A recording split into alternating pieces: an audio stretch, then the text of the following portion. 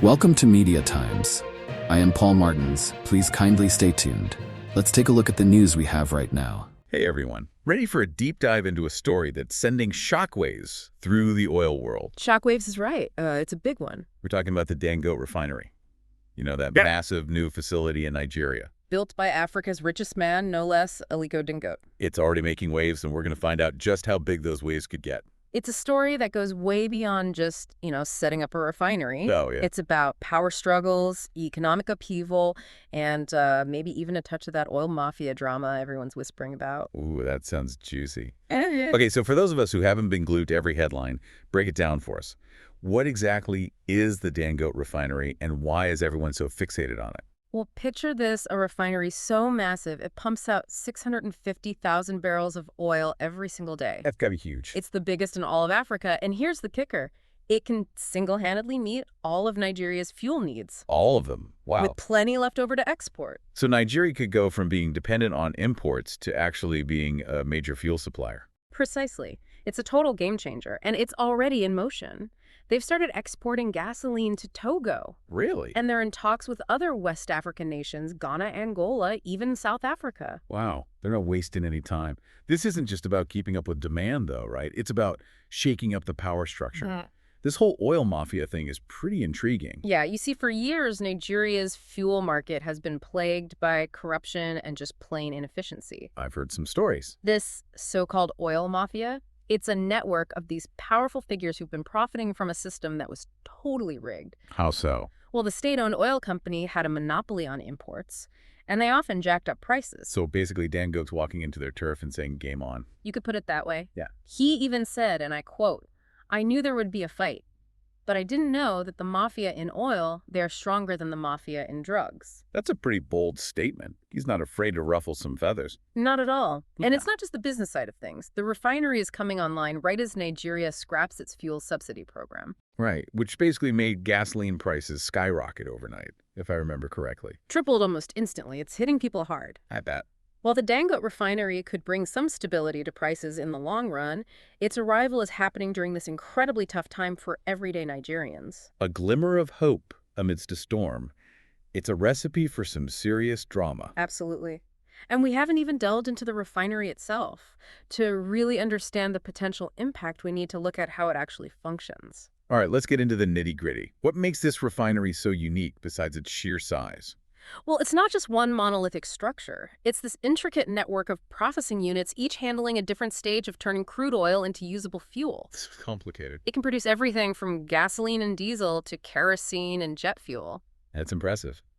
So how does all this fuel actually get from Nigeria to places like Togo?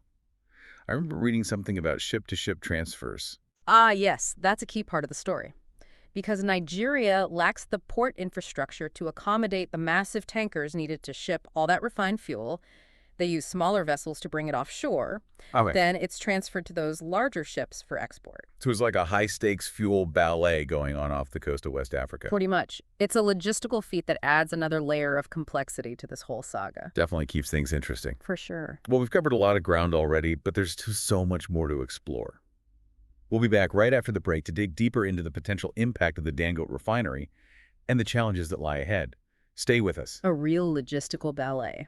So we've talked about the challenges, right? The oil mafia, the fuel subsidy removal, those logistical hurdles. But let's flip the script for a second. What does success actually look like for Dangote and this refinery? Well, imagine a West Africa with more stable fuel prices, where countries aren't so reliant on those pricey imports, and where local economies get a boost from, increased activity. Okay, so paint me a picture. How does that actually play out in real life? Let's say you're a farmer in a rural village.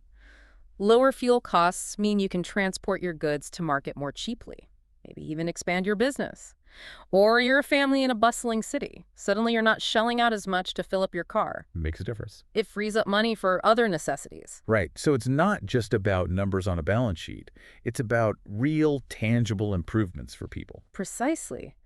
And beyond that immediate economic impact, think about the potential for regional integration. How so? West African nations working together, trading fuel and resources, becoming less dependent on outside forces. That's a powerful image. It's almost like this refinery could spark a whole new era of cooperation and development. But let's be real. There are always going to be skeptics. Oh, absolutely. Some people might say this is all too good to be true, that Dangote's ambitions are going to get crushed by the reality on the ground. Well, there are definitely valid concerns. We've touched on some already. But there are a few other factors that could throw a wrench in the works. Okay, hit me with them. What else should we be keeping an eye on? Well, political stability is always a question mark in Nigeria. Right. A change in government could lead to policy shifts that impact the refinery's operations. True. A new administration might not be as supportive of Dangote's vision. Exactly. And then there's the issue of corruption. Yeah. Even if Dangote himself is operating above board, can he really navigate that environment without facing pressure to, engage in practices that could undermine his goals? That's a tough one. Yeah. It's like trying to plant a delicate flower in a field of thorns. A good analogy. And let's not forget the security challenges. Oil theft and pipeline vandalism are chronic problems in Nigeria. Yeah, we touched on that earlier. But with those international oil companies pulling out of the Niger Delta, it's only getting worse. It's a complex web of interconnected challenges. And honestly, it's impossible to say for sure how it'll all shake out. But that's what makes this story so compelling. It's like a high-stakes chess match. Yeah. All these players making their moves, trying to outmaneuver each other. Exactly. And the outcome could have major consequences, not just for Nigeria, but for the whole region. High stakes indeed. It's like we're watching this real-life drama play out, and the stakes couldn't be higher. Yeah. On one side, you've got this potential for real positive change, a more economically stable and energy-independent West Africa. And on the other, You've got these deeply entrenched forces who see this change as a threat. They stand to lose a lot if Dangote pulls this off. makes you wonder how far they'll go to protect their interests. We've already heard those whispers about oil mafias and the potential for sabotage. It's a good reminder that progress is rarely a smooth ride. There will be setbacks, challenges, moments where it seems like the old ways will win out. But isn't it also a reminder that change is possible? That even the most established systems can be shaken up? Oh, for sure. This story is about so much more than oil and refineries. It's about human ingenuity, the drive for progress, that unwavering desire for a better future. Which brings us back to that question we've been wrestling with. What lasting impact will the Dangote Refinery ultimately have on Nigeria and the whole region? Well, we can't predict the future, but we can say with certainty this is just the beginning.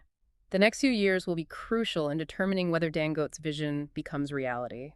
And whether this massive refinery, this symbol of hope and ambition, can withstand the pressure and the challenges ahead. Exactly. As you continue to follow this unfolding story, we encourage you to think critically, question your assumptions, and consider all sides. Absolutely. What if Dangote's success inspires a wave of similar projects across the continent? Could we see a new era of energy independence and economic empowerment for Africa? It's definitely a possibility worth pondering, food for thought, as you continue to explore this story. And that's it for our deep dive into the Dangote Refinery, a story of ambition, power, and the potential to reshape an entire region. Thanks for joining us. Until next time, keep asking questions and keep diving deep.